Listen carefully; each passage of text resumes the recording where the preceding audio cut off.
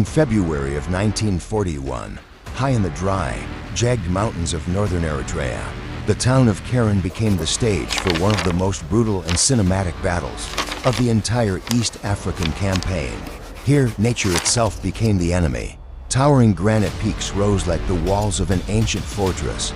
Narrow passes cut the land into sharp corridors, and every cliff face hid the possibility of gunfire.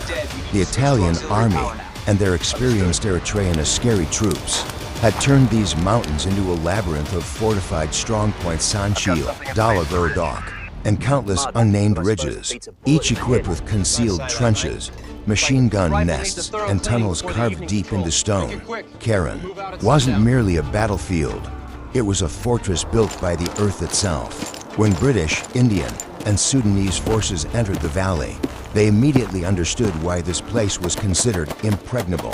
From nearly 700 meters above, Italian machine guns opened up with deadly precision, their bullets slicing downward like metal. Rain, rock exploded in violent bursts, sending dust spiraling into the air. Hidden askeri marksmen fired from slits barely wide enough for a rifle barrel, disappearing back into cracks in the mountain before anyone could spot them. Artillery from high ridges crashed onto the valley floor with terrifying accuracy, each blast echoing through the canyon like thunder trapped between stone walls. And yet, into this chaos, the soldiers of the Indian 4th and 5th Division's advanced Sikhs, Rajputs, Gurkhas scrawling forward 1 meter at a time.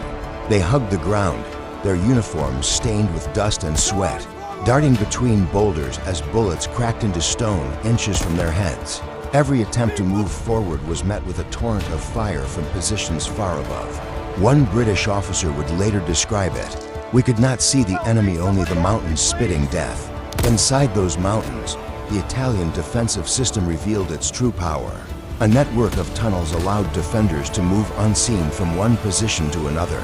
A ridge captured by Allied troops could be counterattacked minutes later by soldiers emerging from a hidden tunnel entrance behind them. It was as if the mountains were alive, shifting and responding to every Allied attempt to gain ground.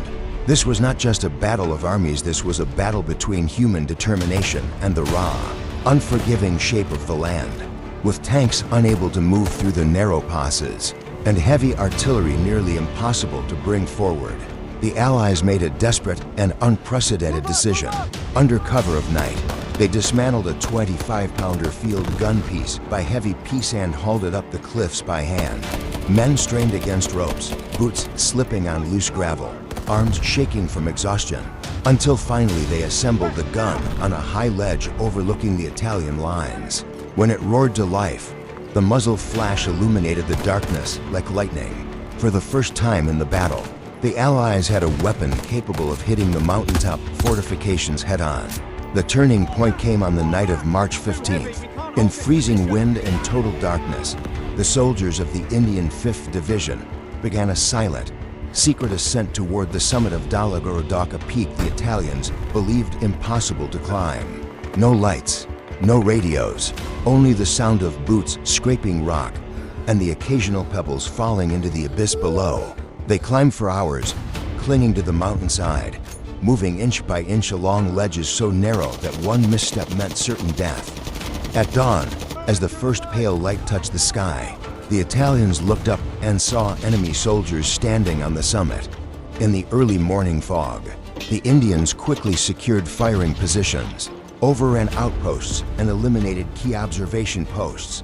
The impossible had happened. Dalagorodok, the high crown of the Italian defense, now belonged to the Allies. From that moment, the battlefield shifted. Allied artillery and machine guns positioned on Dalagorodok rained fire onto Italian lines.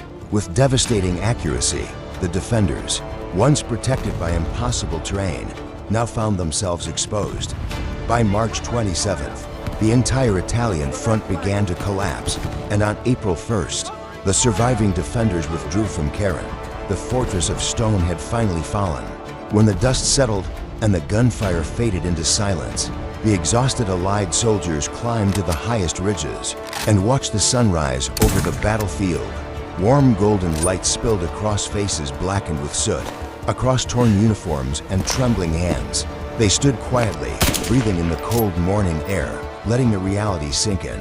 After weeks of brutal fighting, after enduring cliffs, gunfire, and the merciless mountain winds they had prevailed, the Battle of Keren ended not with triumphal shouts, but with weary smiles and the quiet pride of men who had conquered both the enemy and the impossible terrain.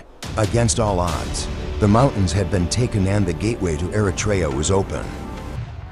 Up the bank!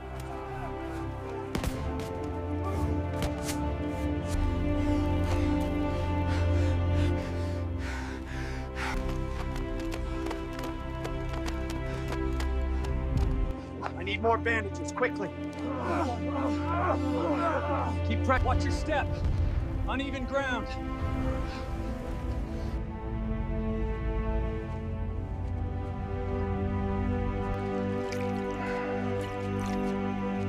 Right into the mud. Brilliant. Absolutely brilliant. We did it! Look, the sun's coming up.